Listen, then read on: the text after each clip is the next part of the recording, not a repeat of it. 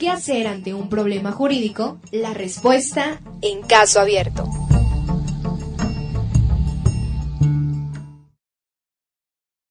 Seguimos con ustedes, queridos amigos, en este subprograma Caso Abierto. Recuerden que estamos hablando sobre un delito importante que es el homicidio y, como bien lo comenta el abogado licenciado Parodi, el delito de homicidio es quien priva de la vida a otra persona. Entonces el abogado nos va a poner ahorita unos ejemplos que son reales. Fíjense ustedes que, pues, si verán, está muy interesante el asunto. Yo he tocado sin querer, ¿verdad?, ya algunas cosas de carácter constitucional, en el que ahora los derechos humanos son muy amplios y en el que podemos ampararnos y protegernos a través de la justicia federal cuando existen violaciones precisamente a nuestros derechos humanos. Y bueno, precisamente platicándoles un poquito en relación al homicidio, fíjense que les voy a poner un ejemplo ahorita que nos toca el tercer bloque, que es un caso para compartir. Fíjense que hace tiempo me llegó un asunto en el que está muy interesante porque ahorita lo van a ver por qué.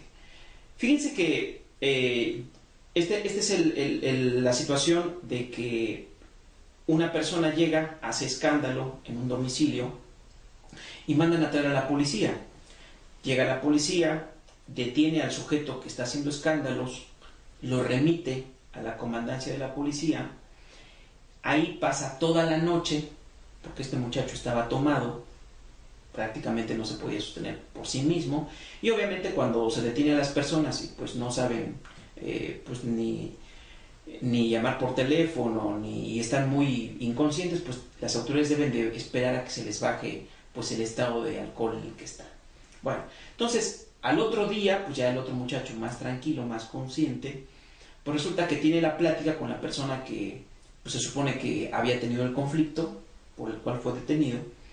Y bueno, finalmente sale. Él fue detenido aproximadamente a las 11 de la noche del día anterior. Sale aproximadamente a la 1 de la tarde del otro día, con un dolor de estómago muy intenso. Total que se va a su casa, llega con su esposa y le dice, oye, ¿sabes qué? Es que me duele mucho el estómago, me duele. Y total que lo lleva con la esposa, la lleva con el médico. Y llegando al hospital le dicen, ¿sabe qué, señora? Llévese a su esposo inmediatamente a otra clínica porque está muy grave. Se le va a morir, si no. Entonces, pues la esposa inmediatamente se trasladan a esta ciudad, en donde se supone, bueno, pues que contamos con un grupo médico más importante, ¿verdad? Tenemos hospitales. Llegan y efectivamente lo reciben, pero resulta que necesitaba en ese momento este muchacho una operación de emergencia y desgraciadamente no había cirujano en ese momento y además no había lugar donde lo pudieran operar. Es decir, las salas de operación, quiero pensarlo así, o no estaban disponibles porque a lo mejor no tenían el equipo, no sé qué haya pasado, pero simplemente no lo pudieron intervenir quirúrgicamente. Cuando lo intervinieron horas después, pues salió efectivamente de la cirugía, pero aproximadamente a la hora falleció este muchacho, desgraciadamente.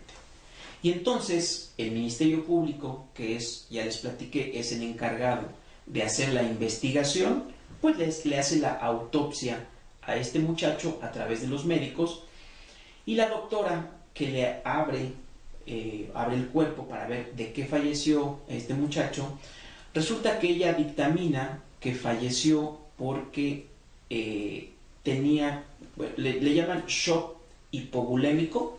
Yo hasta ese momento no sabía qué era. Que es, en pocas palabras, es un golpe en el abdomen de tal manera que se rompen los órganos internos y que se empieza a derramar por dentro líquidos. Todos los líquidos que tenemos los órganos, queridos amigos, desde sangre, agua, cada uno de los... Entonces, todo eso se empieza a combinar. Imagínate, pues no sabemos exactamente, aproximadamente a qué hora se dio ese golpe, o quién lo golpeó exactamente, pero que le produjo rupturas internas que hicieron, bueno, que incluso heces fecales, el agua, la sangre se combinara y le causó una infección que a la postre lo llevó al fallecimiento. Y entonces el Ministerio Público empieza la investigación y, de acuerdo con las pruebas que él recaba, se tiene la creencia de que fue la policía, en el momento en que llega y asegura a este muchacho, aparentemente hace uso excesivo de la fuerza, ¿sí? Y pues ahí algún golpe pudo haber recibido este muchacho, que al momento en que lo llevan detenido ya lleva los golpes en el estómago que a la postre, bueno, le causan el fallecimiento. Como no se esclarece completamente las causas de su muerte de este muchacho, el Ministerio Público pide la intervención de 2 médicos más que examinan el cuerpo. Y efectivamente, antes de que sepulten a la persona, vuelven 2 médicos, ahora son 2 médicos, primero fue una doctora, ahora son 2 médicos, los que de manera más despacio, calmada, vuelven a abrir el cuerpo, lo vuelven a examinar y determinan algunas causas diferentes del fallecimiento, que determinan, ya ahora, aclaro, obviamente quiero decirles que en los dictámenes médicos hablan mucho de terminología que uno no entiende, de tal manera que uno le tiene que decir al doctor: a ver, doctor, ¿de qué me estás hablando? ¿Qué significa esto? Fundamentalmente, queridos amigos, hubo 2 dictámenes contradictorios. El primero es que la persona falleció precisamente por golpes que recibió en el estómago, que le causaron las lesiones que a la postre le llevaron a la muerte. El otro dictamen de los otros médicos determinó que falleció por responsabilidad médica. Significa que esta persona, al momento que llega al hospital, se le debió dar inmediatamente la atención adecuada. ¿Por qué? Porque todavía no se le había infectado por dentro, ¿sí? El organismo, de tal manera que todavía se le podía salvar. Es decir, si se lo hubiera llevado al hospital y en ese momento los médicos lo hubieran atendido de manera inmediata, lo hubieran pasado a quirófano, lo hubieran operado, le hubieran hecho, pues me imagino que me explicaba el médico, ¿no? Pues la reparación del intestino, en la parte donde tenía el golpe y se había abierto el intestino, que es donde se salían los líquidos. Bueno, lo que se hace, se limpia muy bien, se desinfecta, se repara la zona dañada y, bueno, obviamente se le da antibiótico a la persona para que no se infecte. Cuando fue atendido horas después de las lesiones, y no solamente de las lesiones, sino de que había llegado al hospital, ¿sí? Obviamente, como no lo atendieron, la lesión se infectó, se dañó y finalmente la persona, ya ahora con el último dictamen que emitió el Servicio Médico Legal, que ya fue por un conjunto de peritos, determinó que prácticamente cuando lo metieron a cirugía estaba la persona fallecida. Es decir, los médicos ya sabían que no se iba a salvar, que las posibilidades de que vivieran muy pocas. ¿Por qué? Porque ya estaba a tal magnitud la lesión, la infección, había dañado los órganos, que era prácticamente imposible que esta persona se salvara. Y entonces, y aquí viene la pregunta, ¿y ahora a quién le vamos a cargar el homicidio?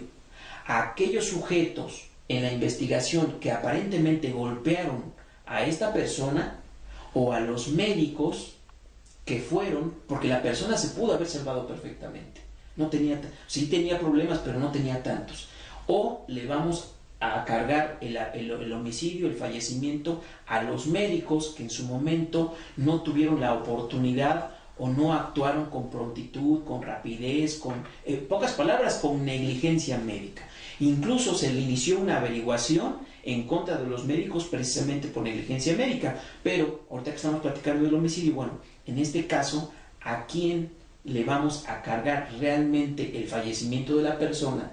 ¿Al que la golpeó aparentemente, o a los médicos que no lo atendieron en forma pues correcta y inmediata? Interesante, ¿no? Sí, muy interesante.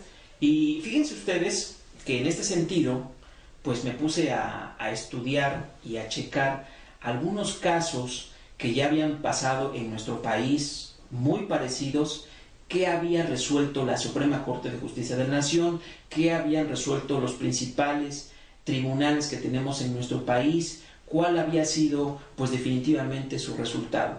Y el resultado es que el causante del fallecimiento no son los médicos, es la persona que le causó la lesión, porque la lesión es precisamente el motivo, la causa externa que te hace que esa alteración a la salud que a la postre, trae como consecuencia tu fallecimiento. ¿Por qué? Pues porque puedes estar en cualquier otro lugar donde no necesariamente puedes recibir atención médica. Y lo que tú me platicabas, licenciada, al momento que nos fuimos al corte, ¿verdad? Con respecto a las consecuencias, cuando una lesión se tiene por mortal, porque posiblemente, obviamente, si hablamos del homicidio, no necesariamente es que en ese momento lo hayas matado a la persona, que en ese momento ya se murió. No, aquellas personas que quedan lesionadas, que quedan gravemente, ¿sí? Y que a la postre, a lo mejor no a la siguiente hora, a lo mejor no pueden pasar días, incluso semanas, y que finalmente la persona fallezca. Y los tribunales colegiados en general han resuelto que el causante verdadero del homicidio es precisamente el que le causó la lesión, que a la postre le causó la muerte. ¿Por qué? Porque si no hubiera sido por esa lesión causada, que le alteró la salud, que después se le infectó y que no pudieron, o que a lo mejor tuvo una atención, bueno, al médico lo culparás, lo responsabilizarás por una negligencia médica y lo castigarás por esa negligencia, pero no le puedes cargar al muertito dado que él no le causó la lesión. Interesante, porque bueno, en esto de repente hay que explicarle a la gente por qué de repente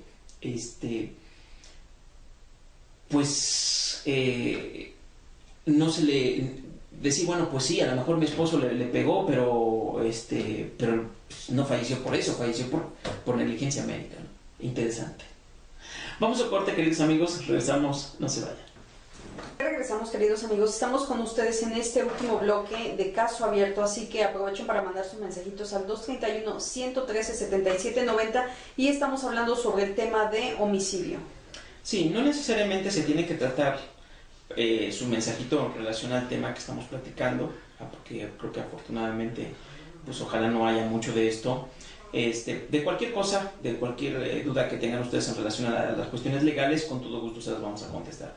Fíjense ustedes que hace algunos días una señora a la que le mataron a su hijo me comentaba que, bueno, que ella la verdad no estaba contenta con la penalidad, la sanción que le habían impuesto a uno de los agresores, porque originalmente le habían impuesto una sanción de 25 años de prisión. Originalmente, bueno, pues él había sido un señor que es un ingeniero que se dedica a poner postes y, bueno, tiene ahí una empresa que se dedica a lo de la cuestión de la electricidad, y desgraciadamente a él le hablan por teléfono y le dicen, ¿sabes qué? Hoy no seas malo, necesito un presupuesto. Y él, pues ese día no pudo, fíjate lo que es, no le tocaba, no puede, y entonces le pide a un muchacho que trabaja con él, que es hijo de su esposa, le pide que vaya conjuntamente con otra persona que es también familiar de ellos, y van los dos según a ese lugar, a un paraje pues, prácticamente solitario, en el que según supuestamente iban a ver cómo se iba a hacer la electrificación. Finalmente llegan, no esperaban que llegara este muchacho de 18 años y la otra persona, que si no mal recuerdo tenía 30 y tantos, casi 40 años, y de desquite entonces pues los agarran contra ellos porque pensaban secuestrar al ingeniero, y pues desgraciadamente pues terminan cometiendo 2 homicidios. Murió este muchacho de 18 años y murió pues la otra persona que también era su familiar, creo que si no me recuerdo era su tío. Y bueno, se inició la investigación, finalmente se consiguió detener a uno de ellos, a uno de los que disparó. El otro se logró huir, que hasta la fecha ya tiene algún tiempo de eso, tiene 2 o 3 años, como 3 años de eso, se logró ir. Finalmente al agresor del homicidio, el que disparó, le impusieron 25 años de prisión originalmente, y al muchacho que supuestamente había conseguido las pistolas le habían puesto, si no mal recuerdo, originalmente 2 años. Se fueron a la apelación y a unos le bajaron la sanción a 18 años y al otro se la bajaron a 6 meses. La señora está destrozada. Ella no comprende cómo estos señores le quitan la vida a su hijo, y para ella, pues obviamente pensaba que se le castigara con la máxima sanción a esta gente, y que al otro pues tampoco lo han agarrado. Yo les platicaba y ahora les comento a ustedes, queridos amigos, que precisamente la ley contempla para todos los delitos, incluyendo el homicidio, y más adelante hablaremos de los diferentes tipos de asesinato que hay sanciones mínimas y hay sanciones máximas. En algunos homicidios, la sanción, por ejemplo, en un homicidio simple es de 13 hasta 20 años de prisión. Quiere decir un homicidio simple en el que a lo mejor salieron de un baile, de un antro, se lo esperó y lo mató. Bueno, eso tampoco es simple, porque ahí hay premeditación, alevosía y ventaja, posiblemente. Pero bueno, un homicidio más simple, en el que no hay ninguno de esos agravantes, la sanción es de 13 a 20 años de prisión. ¿Por qué hay tanta diferencia entre la mínima y la máxima? ¿Y cómo se va a imponer esa sanción, queridos amigos? Es de acuerdo a la personalidad y a los antecedentes de esa persona. Si es la primera vez que ha estado detenido, si no tiene otros antecedentes, si tiene una personalidad que no es agresiva, si a lo mejor ese día cometió el homicidio porque fue provocado, etcétera, si en el transcurso de su vida ha tenido buena conducta, etcétera. De eso depende que el juez pueda escoger. Nosotros le llamamos individualizar la sanción, individualizar la pena.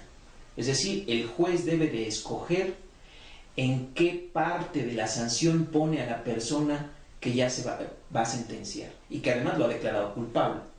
Entre una sanción mínima de 13 años, 14 años o una sanción máxima de 20.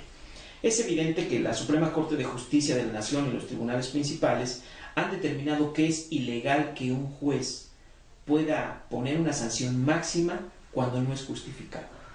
Y entonces, por eso es que les comento, queridos amigos, es muy importante el trabajo que hace la Procuraduría General de Justicia, porque es ella quien aporta los elementos de prueba fundamentales para que un juez tenga los elementos para poder castigar a una persona. ¿Cómo? A través de un examen de personalidad, para saber si esa persona es agresiva o no, para ver si tiene antecedentes penales o no. No necesariamente puede tener una persona antecedentes penales de haber cometido otro homicidio. A lo mejor tuvo antecedentes de violencia familiar, a lo mejor lesionó a una persona años anteriores, en fin, ¿no? Cuando una persona data de que ya tiene problemas ante la sociedad y tiene antecedentes y tiene problemas con los vecinos y tiene problemas, es una persona que es peligrosa y evidentemente se le tiene que internar por mayor tiempo hasta que se adapte a la sociedad. Pero si la Procuraduría no aporta estos elementos, desgraciadamente, pues el juez no va a tener la posibilidad de castigar más. Al contrario, le bajan la sanción. Porque generalmente en la apelación en la ciudad de Puebla o en la ciudad de Jalapa, depende de donde nos toque, ¿verdad? El tribunal hace un análisis, un examen minucioso del caso y puede determinar que si es un delincuente primo, lo llamamos primo delincuente, es decir, la primera vez que está detenido, no tiene antecedentes penales, tiene antecedentes de buena conducta y demás, lo más correcto es que se le imponga una sanción mínima. Y si la Procuraduría, por el contrario, no aportó elementos que demostraran que efectivamente estamos ante un sujeto peligroso, entonces la sanción es pues prácticamente la mínima. Y entonces, por eso es que, bueno, a veces las personas se desesperan, se devastan cuando han tenido, desgraciadamente, en su casita, pues, alguna persona que se les haya asesinado, que las hayan matado, como en este caso de esta señora, que bueno, que ella quisiera que se le impusiera una sanción máxima. Desgraciadamente, pues a veces los jueces que tienen pues la obligación de impartir justicia, pues desgraciadamente no tienen los elementos suficientes necesarios como para poner una sanción máxima. Ellos la pueden imponer, pero en apelación se las van a bajar. ¿Por qué? Porque es una violación a los derechos del procesado imponerle una sanción máxima, cuando lo correcto es que se individualice la pena de acuerdo a las características y circunstancias, no solamente del caso, sino de la persona. Así es, muy interesante lo que comenta el abogado. Como bien me remito al principio, cuando el abogado también comentaba, pues cuando no contamos con los medios, por ejemplo, nosotros vemos en los programas de Estados Unidos cómo determinan o delimitan la zona, investigan como debe de ser, con peritos, fotografías, huellas dactilares, los médicos pertinentes, los médicos legistas que deben de estar ahí en algunas situaciones. Y existe en este municipio y creo que todo el estado de Puebla, a excepción de la capital, que pues no contamos con dichos peritos, por ejemplo, la fotografía. Sí, lo que nosotros vemos en la televisión es verdaderamente una fantasía, queridos amigos. El hecho de que, bueno, llegue, se acordone la zona, que es lo correcto y eso es lo que nosotros estamos pues intentando y solicitándole, ¿verdad?, a las autoridades que eso es lo correcto, ¿no? O sea, que se hagan las investigaciones como debe ser, ¿no? Una investigación se inicia acordonando la zona, que nadie pase, que lleguen los peritos y hasta un cabello, una huella dactilar. Por ejemplo, yo que soy perito en dactiloscopía, bueno, dejamos muchas huellas en los crímenes, en los lugares donde se cometen este tipo de crímenes. Bueno, un perito puede perfectamente buscar una huella latente, así se le llama, e indagar a través de los diferentes bancos que existen hoy actualmente de las huellas dactilares de las diferentes personas. Sí podemos localizar a aquellas que cometieron un delito y llevarlas a juicio. Pero si no contamos con peritos, si no contamos, bueno, nos ha pasado que de repente nos piden hasta guantes porque pues no tienen ni para eso. Sí, así es, un cubreboca, lo más importante para poder hacer fungir con su servicio, pues no hay los medios necesarios para poder hacerlo. Así es, bueno, y ojalá de verdad que México trascienda, y Puebla y todos los estados que nos escuchan, trascendamos realmente a la verdadera procuración de justicia y no se continúen violando derechos humanos de los ciudadanos. Licenciada, pues ya terminamos. Gracias por acompañarnos en esta su emisión de Caso Abierto, cada 8 días, los días viernes, en horario de 12 a 1. Gracias a don Alfredo Antonio Aquino, que nos apoya en controles, a las personas que están escuchando cada 8 días muy atentas. Este es un programa de Teciutlán FM 90.9. Un saludo para todos ustedes, que se la pasen muy bien en este fin de semana. A nuestro locutor que se queda con ustedes, al licenciado Emanuel Mondragón en Teciutlán Noticias, a quien le damos pauta. Así es, y se despide su amigo de siempre, licenciado Juan Parodi Nativitas. Nosotros estamos para cualquier otra situación aquí en la avenida Juárez, aquí en Teciutlán, Puebla, es la avenida Juárez 207, el teléfono es el 31-224-20. Que Dios los bendiga, nos vemos la próxima semana. Nunca dejen de luchar por un mundo mejor. Hasta la próxima.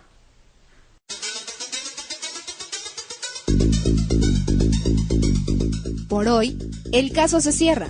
Caso Abierto, programa de asesoría legal y jurídica en un lenguaje directo y claro. Caso Abierto, una producción de 90.9. Siente el amor por Teciutlán FM.